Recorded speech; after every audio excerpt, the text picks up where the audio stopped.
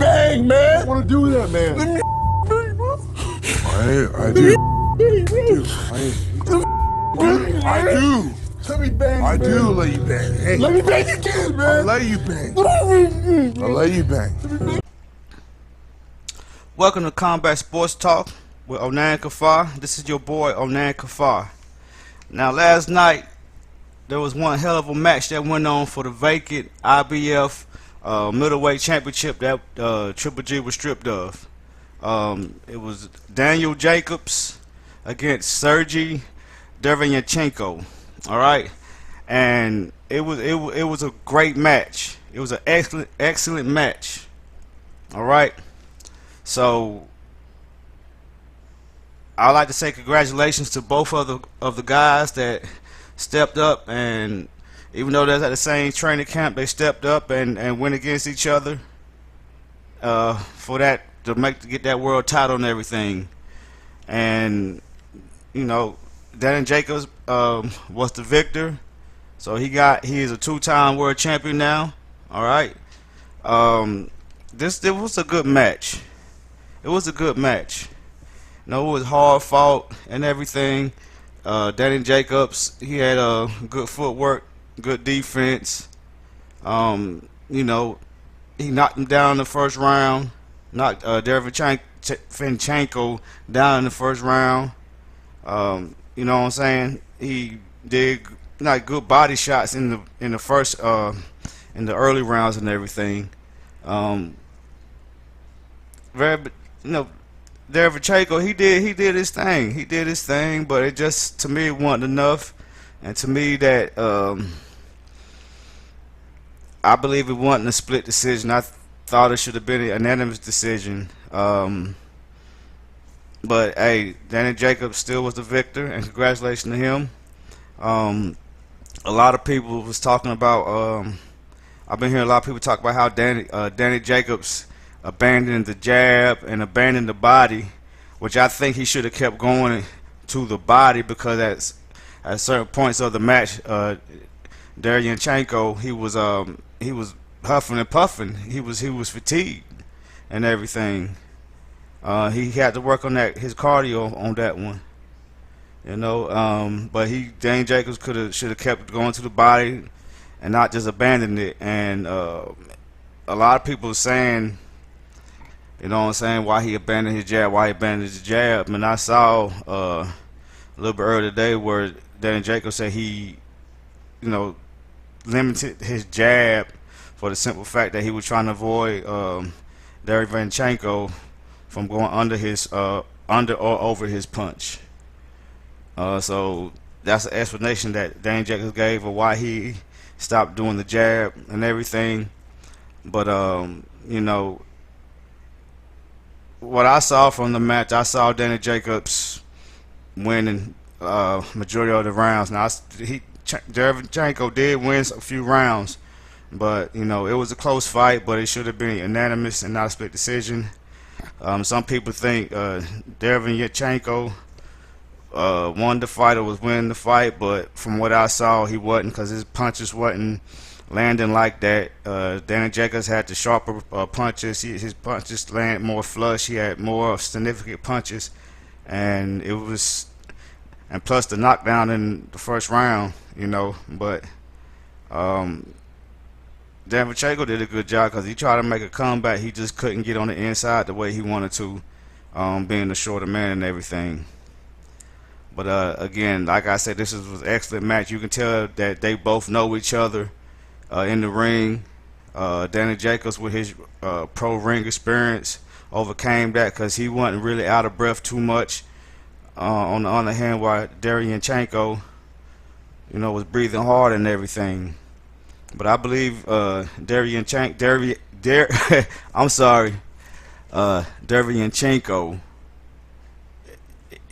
he's gonna be a fighter that should be looked at. He just need to get more fights under his belt. He only had now he got 13 matches. You know, get him some more matches on his belt so he can build up his stamina for 12 rounders and everything. And you know, just keep working on his craft. All right, now as for Daniel the Miracle Man Daniels, it's time for him to go into other horizons and fight other people and other named people and everything. So now he got this IBF title and everything. Alright. And a lot of people sleep on Danny Jacobs and stuff, but he's an excellent boxer. You know, I was hearing them call him the complete boxer. You know, he did a good job. I mean, if you really was looking at the fight, Danny Jacobs had control that whole fight. He did. He had control. There was at times that Derevyanchenko was, you know, did this little thing, but all in all, Danny Jacobs, he was calm. You know what I'm saying? He was, you know what I'm saying? He was poised and he did what he had to do. You know, so you know, look, Danny Jacobs is here. He's here. You know, so we gonna see, cause we already see how he handled Triple G, and a lot of us believe that he beat Triple G, and I'm one of them people. You know, but he's here, and you know, it's time for him to become a bigger name now. Time for him to get out there and be more in the limelight. Alright? So when the last time the Charlos fight, or Jermell Charlo, when the last time he fight? You know? So it's time for people to get to fighting. Charlo, Canelo, Triple G, everybody need to get to fighting. Let's see who's the best middleweight, and let's try to get these titles unified. You know? So again, congratulations to both men. Alright, but top congratulations to Danny Jacobs for becoming the IBF middleweight champion and for delivering Derevyanchenko his first ever loss. But again, it was a beautiful match.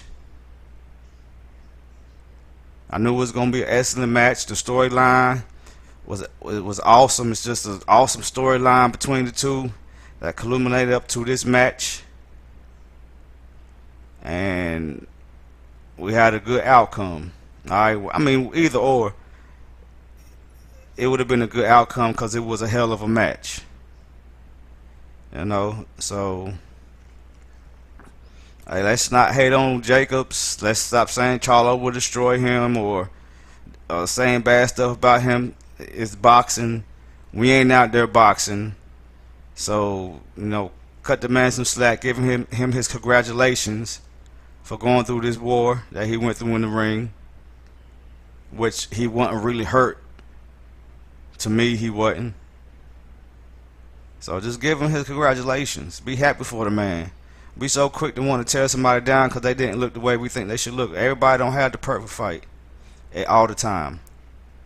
But he did it, and to me, he did it in convincing fashion. Even though it was a close fight, he did it. So just stop hating on the man. Let him enjoy his time.